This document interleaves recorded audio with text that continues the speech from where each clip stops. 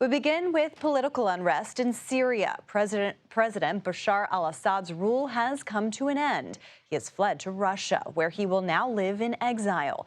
Tonight, some refugees are streaming home and political prisoners are getting their first taste of freedom.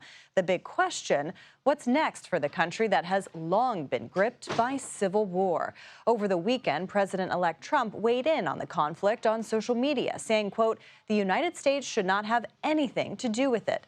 This is not our fight. Let it play out. Do not get involved." Our Imtiaz Tyab is following the latest from Turkey near the border with Syria.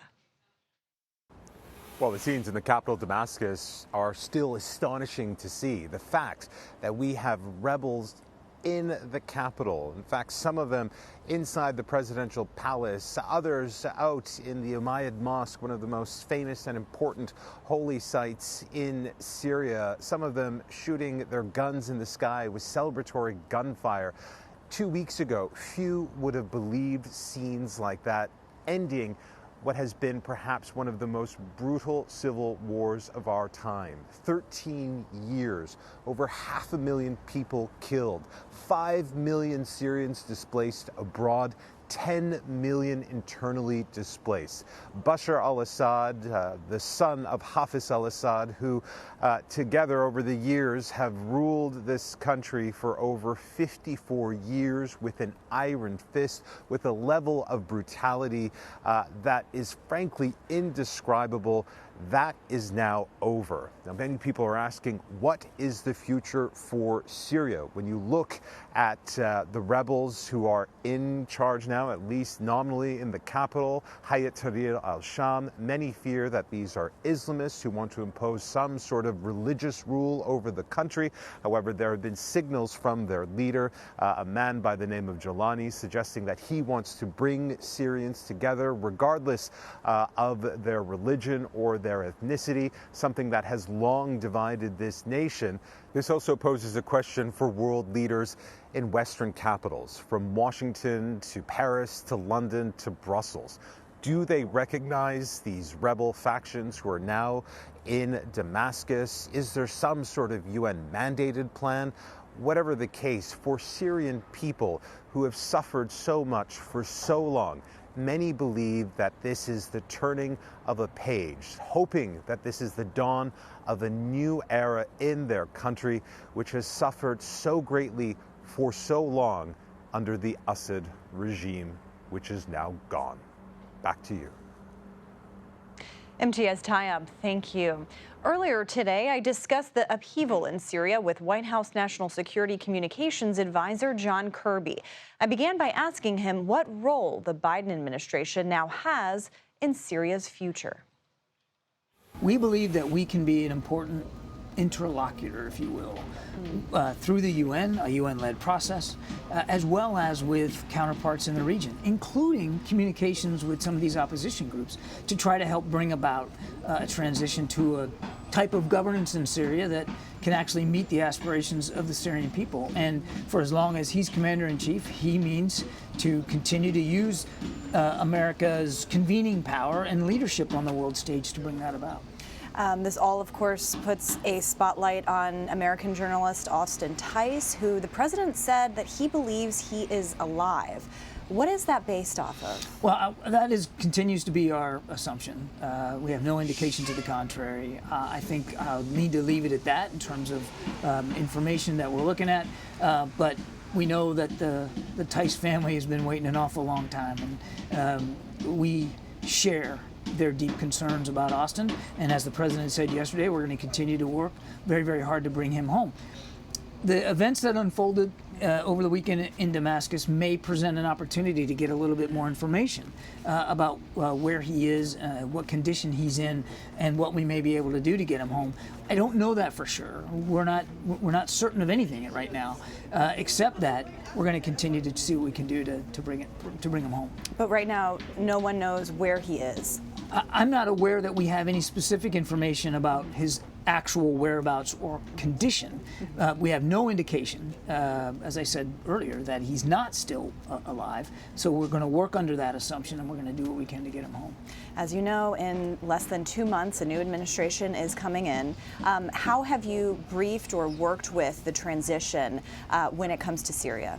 The new incoming National Security Advisor, Congressman Waltz, has been in touch with Mr. Sullivan, our National Security Advisor. They've had numerous conversations. We've done everything we can to keep them up to speed, not just on what's going on here over the course of the last 48 hours or so, but our ceasefire efforts between Israel and Lebanon, and our continued efforts to get a hostage deal with Hamas to get the hostages home from Gaza. So we have kept Mr. Waltz informed. There have been other conversations with incoming Trump officials, and obviously we look forward to when the transition team gets fully staffed and is able to actually come to the facility here to do what we can to continue to get them the context they need. And how confident is the president in the incoming president's ability to work in making sure there are no risks to American interests here? Well, the president is going to respect President-elect Trump's prerogative here in terms of what foreign policy objectives he's going to implement and change. That's going to be up to the incoming team, and we recognize that. I would say a couple of things. Number one, to your earlier question, we're going to do everything we can to make sure they have the information they need to make the best decisions.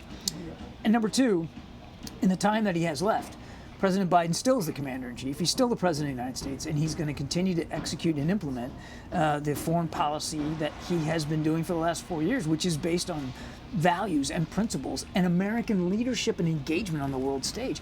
And that engagement, I think, is for all the world to see in terms of how things transpired in Syria yesterday as a result of an outgrowth of our assertive foreign policy and supporting allies and partners, but also going forward. And Assad is believed to be now in Russia. Yeah. President-elect Trump said that Russia is a weakened state. They are.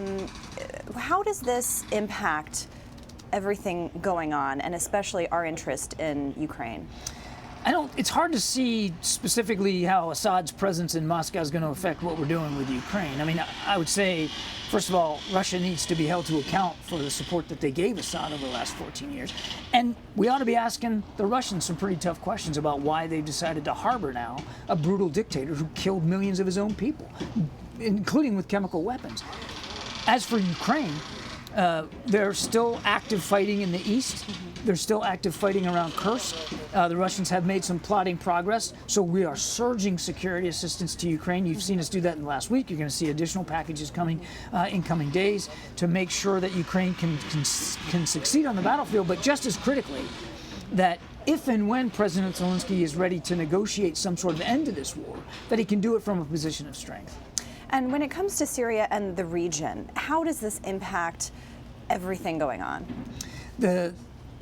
A stable, secure, well-governed Syria can actually make a huge difference throughout the region in the Middle East. So we've seen what an unstable, insecure Syria, ungoverned Syria can mean, particularly because terrorist networks try to take advantage of that. I mean, why do we have almost 1,000 troops in Syria right now? Certainly they're not there at the invitation of the government. They're there because ISIS has been trying to take advantage and exploit ungoverned spaces there. So a Syria which is whole, and that meets the aspirations of its people, that's secure and it's stable, can make a huge difference in the Middle East. And if you're Iran right now, and you're waking up, and you're looking at what you once saw your influence in the Middle East and seeing what it is now, you have to be pretty disheartened. Your axis of resistance is dramatically weaker now. Nasrallah's gone, Sinwar's gone, and now Assad is gone. And that is a direct result not only of the poor decision-making that Iran and Iranian leaders have made, but it's also, again, an outgrowth of a various sort of very collaborative, cooperative, and multilateral foreign policy that President Biden's been executing.